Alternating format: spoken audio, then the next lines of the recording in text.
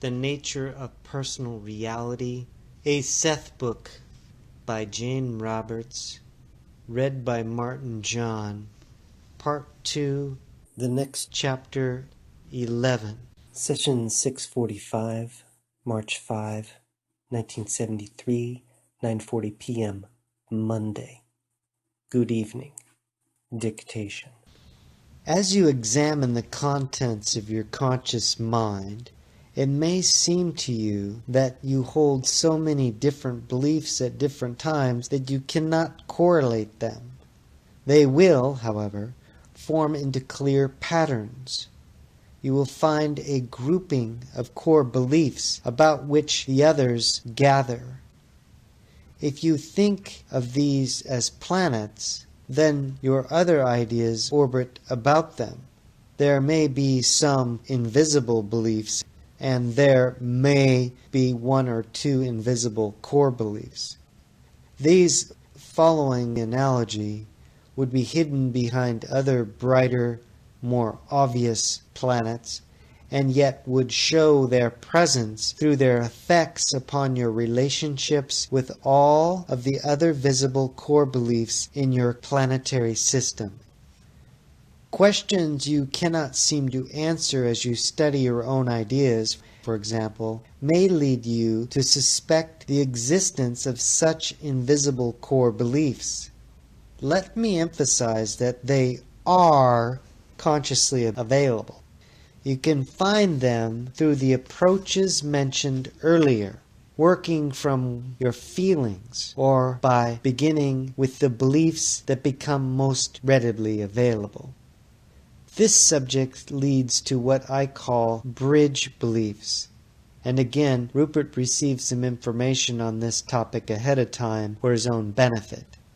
As you examine your ideas, you will discover that even some apparently contradictory ones have similarities, and these resemblances may be used to bridge the gaps between beliefs, even those that seem to be the most diverse. Because you are the individual who holds the beliefs, you will stamp them, so to speak, with certain characteristics that you will recognize. These aspects will themselves emerge as bridge beliefs. They contain great motion and energy. When you discover what they are, you will find a point of unity within yourself from which you can, with some detachment, view other systems of belief. The emotions connected with these bridge beliefs may indeed surprise you, but standing upon such unifying structures, you are also free to let the emotional flow sweep past, feeling it, but aware for the first time, perhaps, of the origin of those feelings in your beliefs, and no longer afraid of being swept away by them. It is impossible to tell you of the emotional reality of such an experience. You will have to discover it for yourself. Such bridge beliefs often allow you to perceive the invisible beliefs mentioned this evening, and these can then appear to you as a revelation. On second thought, however, you will realize that another belief blocked that one from your view, but that you were always aware of it, and that in a strange way it was also invisible because you took it for granted. You do not consider it a belief about reality, but as reality itself, and never question it. Andrea never doubted the fact that life was more difficult for a woman than a man. When she examined her beliefs, this escaped her. The invisible belief, however, affected her behavior and experience. Now she understands it and can deal with it as belief, and not as a condition of reality over which she has no control. Bridge beliefs may become available to you in the dream state. If so, The conscious knowledge may appear suddenly in the middle of your working day. A reconciliation will be felt within the self following such a conscious understanding, though the dream itself may not be consciously remembered. In the dream, various symbols may be used. Each person will vary in this regard. When such dreams are remembered, however, individual symbols such as crossing a river safely, or an ocean, or bridging a gap or an abyss are often involved. At such times there can also be strong emotional content, as of finally triumphing over psychological chaos, or even of rising from the dead. You can suggest to yourself the emergence of such bridge beliefs. The conscious idea itself represents a statement of intent. Various core beliefs, not well assimilated, will give you conflicting self-images. Now, there is a difference between freely experimenting with and enjoying various styles of dress, attitudes, and behavior, and finding yourself lost in a compulsion to change your appearance, attitude, and behavior.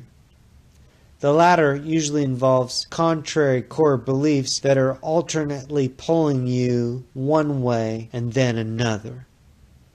Usually exaggerated opposing emotions will also be apparent.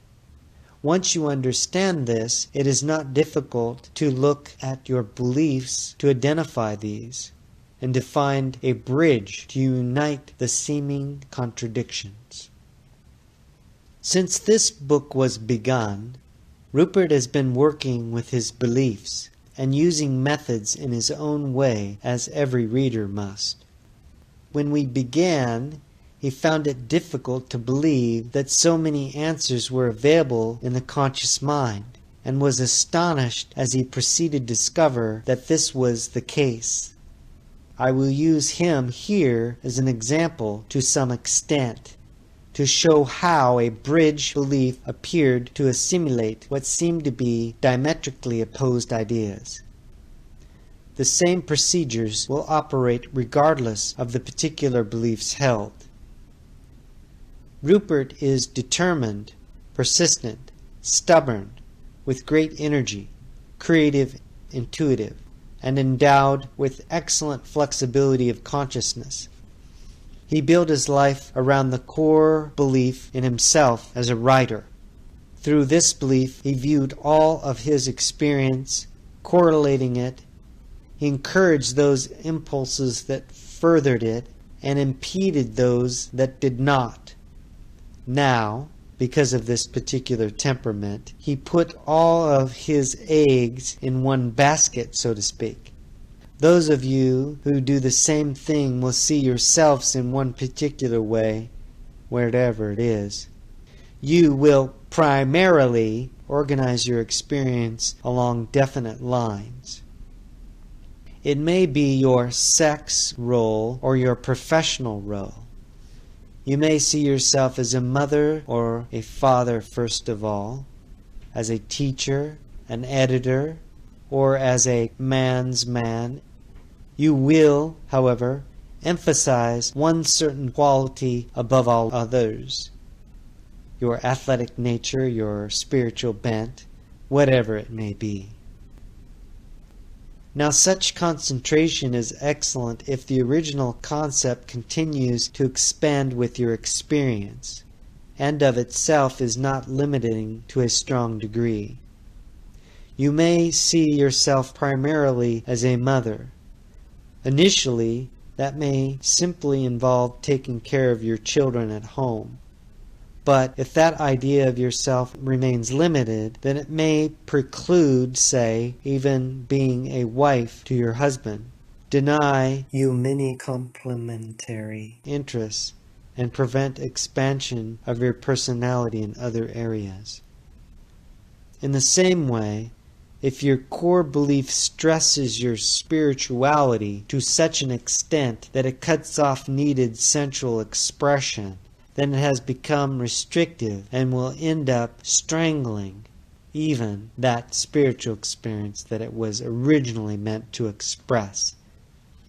As he worked with his beliefs, Rupert found himself in a position where he came face to face with two conflicting core beliefs. His writing self followed one belief, in which writing certain material was permissible and good.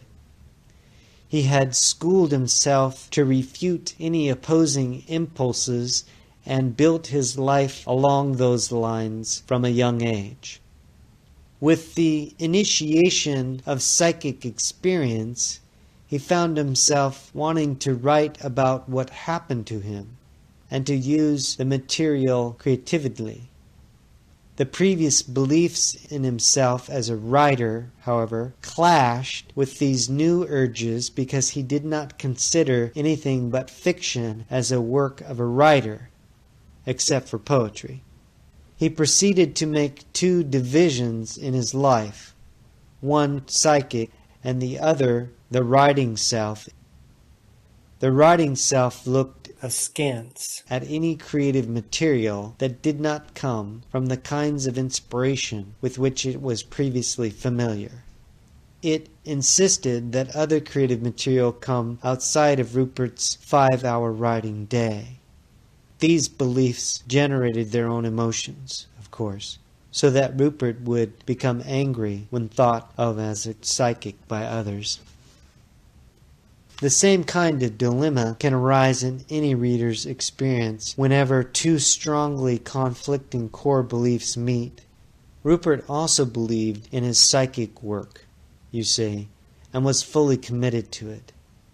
He developed some physical symptoms, and following through with his beliefs, he's working them out on his own. He saw for himself how they perfectly mirrored his inner image of himself. I gave him helpful information, but this could only be used by him as he felt it for himself and traveled through his own system of beliefs. When you understand the nature of reality and your part in forming it, then you can no longer look to others to solve your problems for you. And you realize that your own beliefs are the rich creative elements that you yourself must mix and match. If you think that certain foods will help you, then they will be effective in that system because of your beliefs.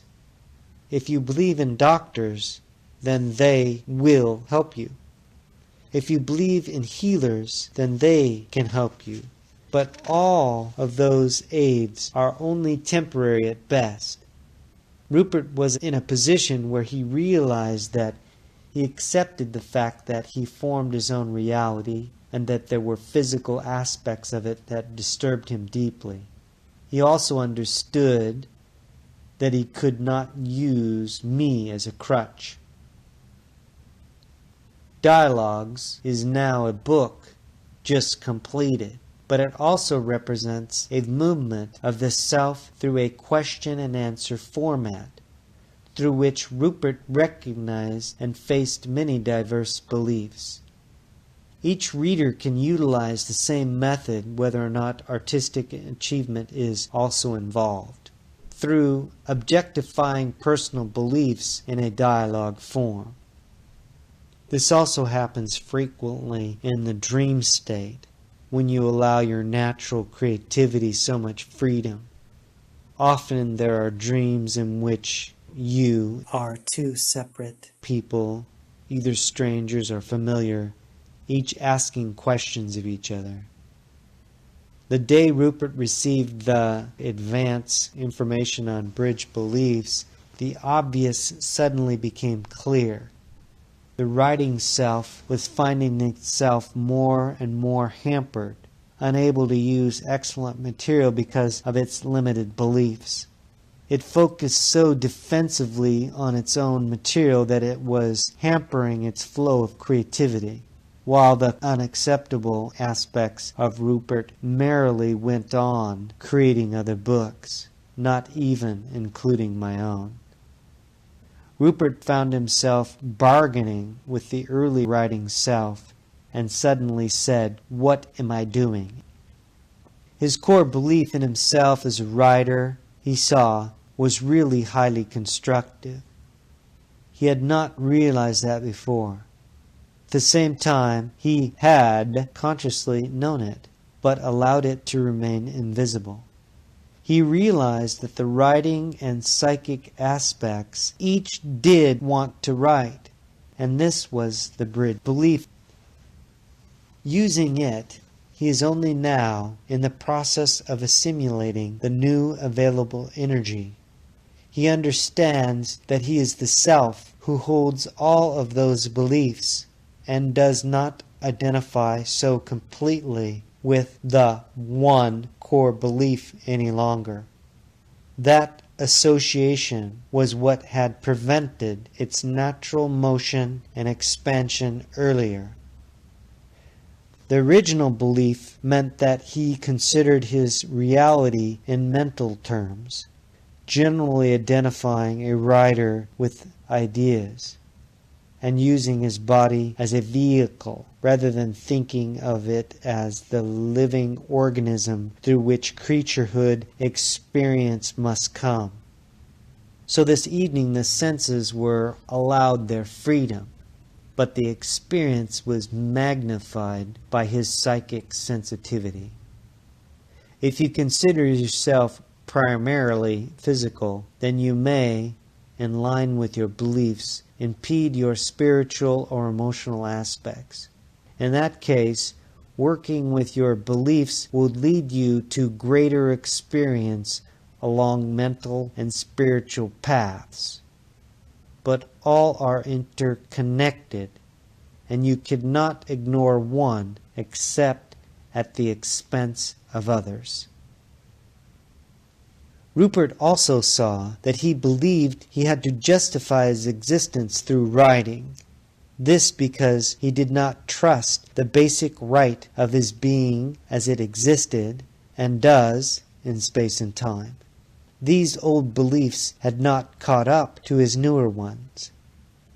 The same artificial need to vindicate being is present in many of my readers, and various core beliefs may be built up to hide this inner insecurity.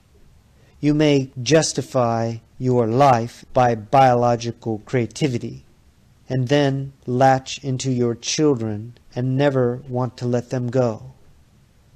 You may use your career instead, but in all cases you must come to grips with such unnecessary ideas, face the reality of your creaturehood, and see that you certainly have as much of a place in the universe as a squirrel, an ant, or a leaf. You do not question their right to exist. Why question your own? And that is the end of our passionate session. And you may delete the word. Peace, light, and love. Aloha.